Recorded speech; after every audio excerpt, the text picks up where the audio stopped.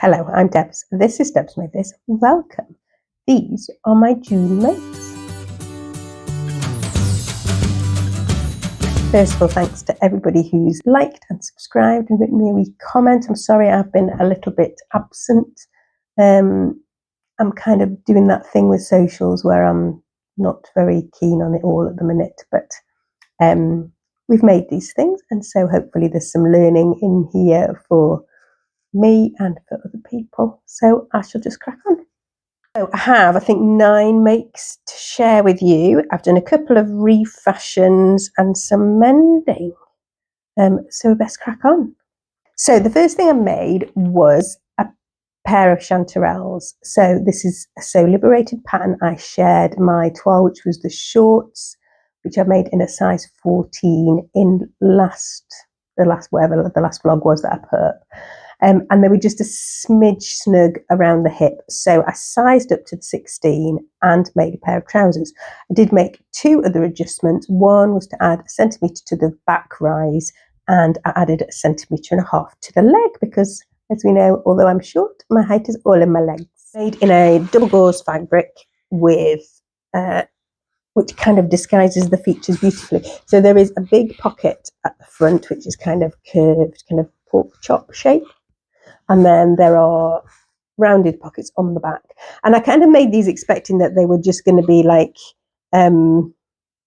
literally that, a wearable toile. But actually, I've loved wearing them. They have the pleats into the cuff in this version. So the chanterelles come in a narrow hemmed version and a wide leg version. And I've made the narrow hemmed for all the versions that I've done. And I've loved wearing these. They felt, especially when it was warm, they felt so lovely.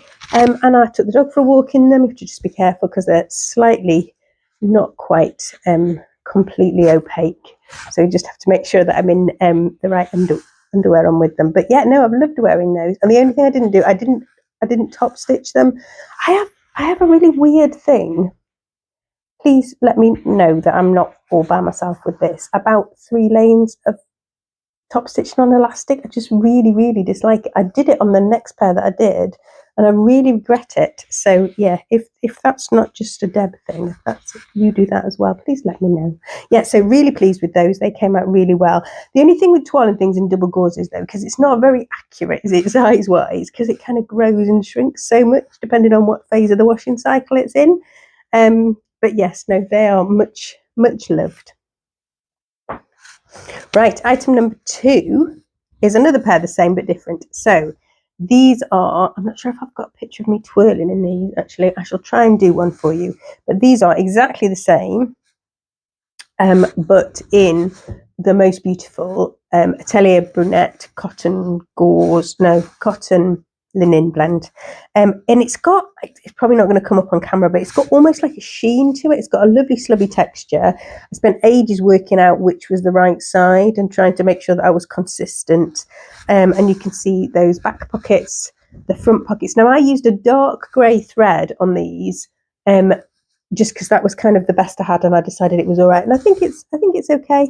And I've done that 3 lines of stitching on the elastic, which I'm just not entirely sure about. But yeah, they're getting loads of wear. These have been on strong rotation ever since they've been finished, wearing them at least 2 or 3 times a week. And again, you can see quite nicely on those the little pleats into the little cuff, and they're kind of the right length, I think, now. So yes, very pleased with those. And they are, well, you can probably see from the front of them that they're very much being worn. So the next thing that I made, I'm kind of keeping them in order at the moment, was one of the things that I'm wearing actually, which is the t-shirt. I'm not going to move to the mic, but I'll put in a picture of me wearing the t-shirt. But this is a Stasia t-shirt, which again is a So Liberated pattern. It's a bit of a So Liberated month actually. A So Liberated pattern, and I had cut out like the size 10 or the size 12 in this from like years and years ago, from when I made my Princess Fiona dress. I shall put a picture if I can find a picture of that. And so I had that cut out already, and rather than reprint out the pattern, I thought I'll make a t-shirt in that size, just grade out the waist a little bit and see if I can use that for the dress. And that worked a treat. So this is made from the smallest amount of cotton jersey imaginable. I've got a seam down the back, which I think nobody would know is not supposed to be there. So I just top stitched that once I've done it. And it's such a nice shape. It's got this really lovely scoop neck, which I think is really lovely. And I'm probably going to make another one of these because you can guarantee with a white t-shirt I'm going to end up with a stain down it sooner or later. But essentially that was my toile for this, which is the Stasia dress. So this has been out like, I don't know, years. And I have had this fabric ready to make this dress from for years. So this dress and top and all the rest of it is named after Stasia Ted, who I have talked about on the channel before. I shall link her TED talk down below. She is somebody who champions wearing things that are congruent on the outside with how you feel on the inside. And so this fabric in this dress was always meant to be this. It has a bodice with a point. Hopefully you'll be able to see. If not, I'll put a picture in. And then it has a seam down the centre for it. I would just like to point out, because I know you lovely lot will appreciate it, that my pattern matching is quite good. I'm not sure if it's as good on the back. Maybe I didn't even try on the back because I was a bit short in fabric. So it comes in different lengths, this, but I only had enough fabric to make the kind of knee length. I put the pockets in for now, but we'll see if they stay because sometimes these are a bit annoying in this dress. But yeah, so it's finished with a band on the top. I sewed it with Maraflex thread so that my top stitching is straight. And yeah, really easy make. And I've worn it once. I'm not sure why I'm not wearing it. I think probably it's mostly because I'm a bit lazy. And when I haven't shaved my legs, I can't wear it. I have bought some navy bamboo. So I might make a pair of navy bamboo footless like leggings to wear underneath it. And then nobody will be the wiser. But yeah, that's probably the main reason why. And plus we're having this weather in the UK, which has been like boiling hot, and then like today's been cold, the sun's out now. So we've got lots of fluctuations in temperature. So it's been a bit tricky to know what to wear. So yes, I'm very pleased with that one. I need to push myself to wear it a little bit more because there's no way that fabric is being made up and sitting in my wardrobe not worn. That is not going to happen. Number 4 is this. So this is the Joni dress by Pattern Scout. It has full length sleeves with a shirred wrist. It has a drawstring through the neck to make this kind of neck, and it has a sheared back and a couple of lines of shirring here. Now this is on the channel, but actually I didn't make most of this. My daughter made most of this. So she found this fabric when we went to London with the other girl to pick up a visa, and they had this at Fabrics Galore. Originally it was supposed to be pyjamas, but she kind of had an idea in her head of wanting a dress, so she did the shearing on the back, which is not bad going for a first go at it, and she did quite a lot of the rest of it as well. So yeah, it's a bit of a joint effort, that one. The main thing I helped was finishing, was shearing the cuffs, and I did an over rolled hem on the overlocker on the cuff, which has come out quite nicely. And I've just hemmed it at a best guess for the moment because she's not keen to try it on at the minute. So yes, I think this is really nice. Whether I might make the top version for this actually.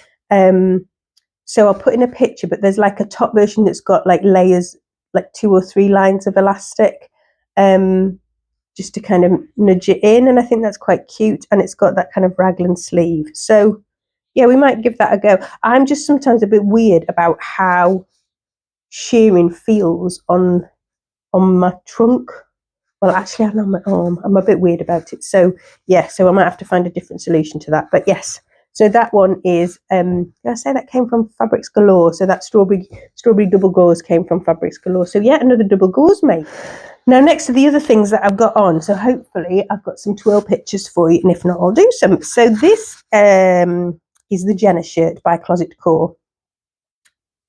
Which is a recent released shirt pattern, oversized shirt pattern, made to be made in stable wovens, and that's exactly what I've made it in. So this shirting is kind of like a heavier weight cotton, and I bought it really because it was only £3 from the Cone Exchange. So this is exactly how I kind of intended it to be. I took a little while trying to find a button. The buttons that I bought originally are these ones, but I didn't have enough to, how cute are those? It says need not remove for washing, made in England. So yeah, they came from like the little vintage button bit. But I didn't have enough. So I ordered some from Swagman's Daughter. Is that what they're called? If I've got that wrong, I'll write it down there. But which is a UK kind of vintage buttons and notions place. So yeah, so the buttons cost more than the shirting did, which is good going, isn't it? So yeah, I'm wearing it today with the cuffs just kind of pulled back on themselves, but just because it's been cold, really. Whereas I've been wearing them kind of rolled up. I really like this. I like this as a layer. The plan was to make it in some Nanny Euro double gauze that I got for my birthday, but I don't know whether I'm going to do that or not. I haven't quite decided. I do think it would be really useful to have more shirts. I'm tending to wear the white ones, and the problem with them is that they get a bit mucky. So yeah, I'm sure I'm not the only person who has that problem. So, and then plus I quite like the stripes. So I entered this, came down, I put it on, and one of the kids said, "You look like bananas in pajamas." So I entered it in a kind of tongue-in-cheek style into So Recreate the Look as a kind of interpretation or inspiration one. If you haven't followed that hashtag, So Recreate the Look 2024, set up by Jen Legg and Charlene, whose handle I've forgotten. But that kind of has filled my feed with all sorts of really incredible makes this last kind of week or so. So yeah, go and check out that one if you haven't checked out that one. Oh, and I entered the strawberry one for So Fruity, and did a little donation for that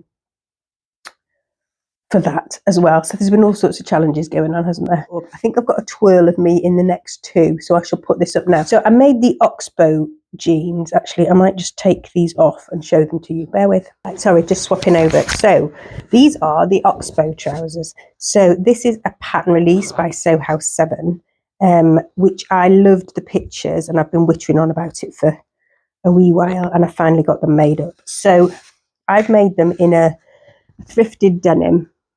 These are a non-stretch denim pattern. They have come in a couple of different lengths. One's got slightly different leg shape, and has a deep cuff. Can you see where the cuff is there? So the cuff comes to there. So these are like 3/4, 7/8 length, and have these chunky front pockets that are inserted into the side. So there are darts on the back, and I put a label in, and the button that I chose like a metal zip, and I used a hook and bar, and then this ceramic button. So the ceramic button came from a company called Wim Wham from the Potteries, which is where I grew up, but they don't exist anymore. The problem with when I've put them on things before is they get chipped in the washing machine. So I came up with a solution, which was this. So I've put the popper on there, and then I've sewn this to a piece of material with a popper on, so it can be removed for washing. And in fact, you could do a switcheroo and change. I should put a picture up of the different options of button I had. So I could do this with a couple of other ones and then like switch out the button if I was feeling like I wanted something slightly different. So I don't know what size I made actually. Did I write down what size I made? I haven't written down what size I made. I'll put it in the description box. They are slightly too big, I think, and some of that's just the nature of woven denim, isn't it? And some of it is because I was just petrified I was going to end up with them too small. These are a really lovely make. I really enjoyed it. The construction of the fly was really nice. Yeah, really, really enjoyed it. And no issues with the fit. I don't think I changed anything at all, actually, because it was and ahhing. They're kind of come really ultra high rise, I think is how they're described. And they've got a very kind of 70s feel to them. I did a ton of stop stitching and then looked at it and decided I liked the denim the other way around. So undid that, recut a waistband so I'd got a waistband the right way round. Or did I put there might be a seam. Yeah, there's a seam inside of my back waistband because I was trying to make everything work. But I just decided I liked the colour of the other side of the denim better. So yeah, I swapped it round. But that's okay. So these are very like the Lander pants, which are, I think, my most ever made pair of trousers. I counted up because they're re-releasing those in a bigger size. And I think I've made 7 pairs of those. I've made them in all sorts of fabrics. I had a pair of like stretch twill ones, which were one of the first pairs I made, and I cried when I couldn't get into those and had to give them away because they were just worn so much. They were like in a deep bottle green. I loved them.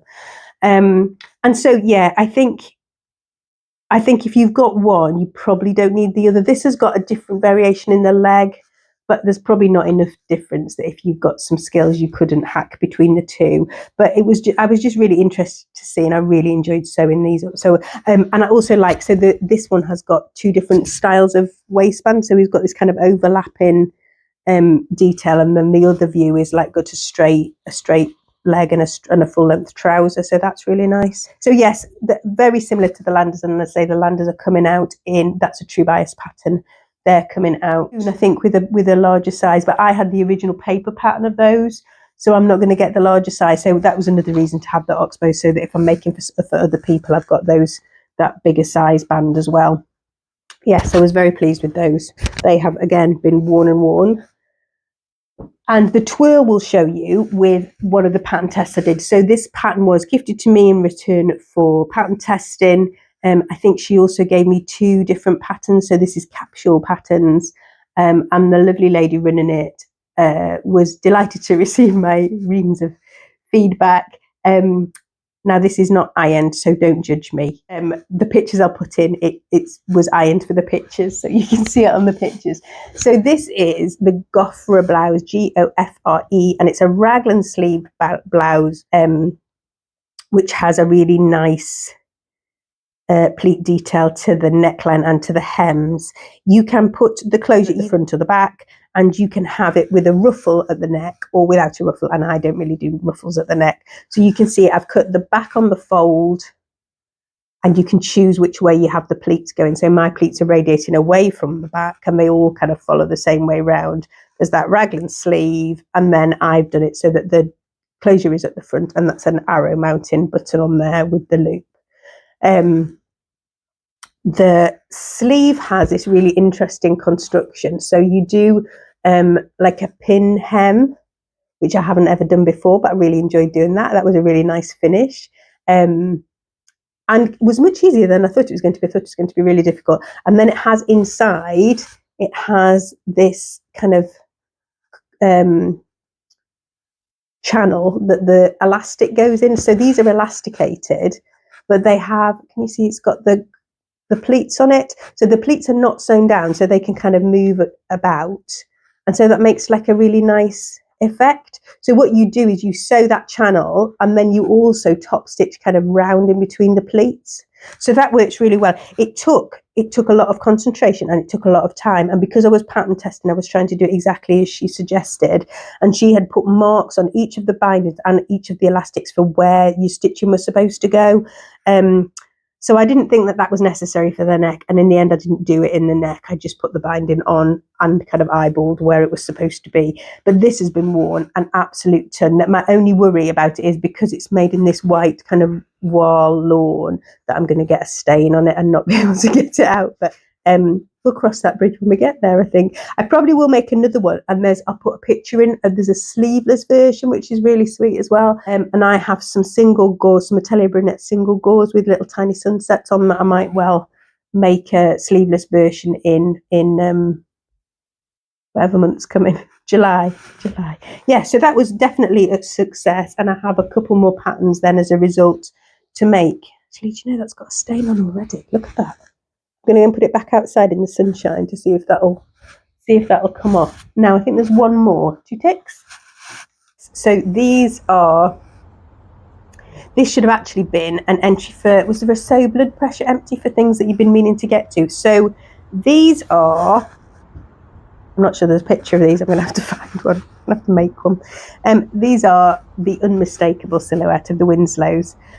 This is a Helen's Closet pattern that is from 2017 or so, I think, and I have made several pairs over the years, none of which currently fit me, and so when this fabric came up on a D-stash, I shall put in a picture of the ones that I was kind of recreating, but yes, I loved my floral Winslows, and so was desperate to create another pair. I again was being lazy, and so I added some width to the waistband and a little bit to the trouser. I mean, the trousers are massive on these, but I just added a little bit to the waistband and kind of eyeballed it to try and work out how much bigger I was going to need. And the problem with that is that eyeballing it doesn't always work, and I have ended up with a waistband that's slightly too big. So I'm going to see how I go with it and see whether it is interfaced both sides, so I don't think it's going to stretch out any, but I think I might need to put some elastic hidden in the inside or something to try and just nudge it in a little bit just so it doesn't slip right down. I mean, that being said, if it's going to be warm and it's going to be warm with a vest top, I think it'll be fine. But yeah, so I'm pleased with those, and I'm hoping that they're going to get the amount of wear that I think they're going to get. So if you're a Winslow maker, let me know. I did because I'm making the V907, which is a jumpsuit with a wide leg trouser that I've made lots and lots before, which has a culotte pant.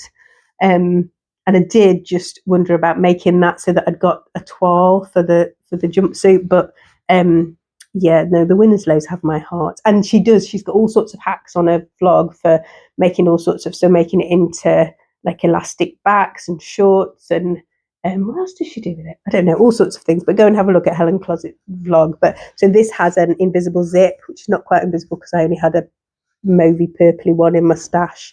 And I did bias bound the waistline on the inside with that little green bias binding. It hasn't got a label actually. Maybe I need to put a label in them. But yeah, so very pleased with those. And the only other thing I did was I stitched down there's like an inverted pleat at the top, and I just stitched down the first part of it. Sometimes I stitch down more. I think on my other pair I stitched down quite a lot just to kind of give a sleek front. But I'll see how I go with those ones as they are. And they obviously have pockets. Oh, I changed the pockets actually. That's one of the adjustments that I did make, is I make it so that the pockets are longer and then they insert into the waistband so they don't flap about. So yes, that was the final make for June. So next is my refashion. So I'm carrying on with my mending. I should put a couple of pictures of mending in, mending holes in things, making sure, kind of whittling my way through the enormous pile. If I can find the picture of my mending pile, I should put that up there as well. Because it doesn't seem to be decreasing any, even though I'm going through quite a lot of them. There seems to be lots left. Those 2 ticks. So the first thing I did was to amend this hat. Now this is an LB Textiles pattern and I can't remember what it's called. I'll have to put it down there, sorry. So I made this last year before I went to Peru. I started some embroidery on it but not finished. But the interfacing in it wasn't quite stiff enough, so the brim kind of kept falling down. So what I did was I undid this edge stitching and then I threaded through some wire. And so it's like almost like floristry wire thickness. I think it's for jewellery. It was in the cupboard. But you can see that now my brim stays up. And in fact, I could like just amend it. Voila. So yes, very pleased with that. So that will get more wear. The next thing that I mended is also very crumpled. I promise I do iron, but I don't iron, especially not linen. So this is linen. This is the Trillium dress, I think is its proper name now, made by Ray. Oh. One of my stitches has come undone. That's not very good, is it?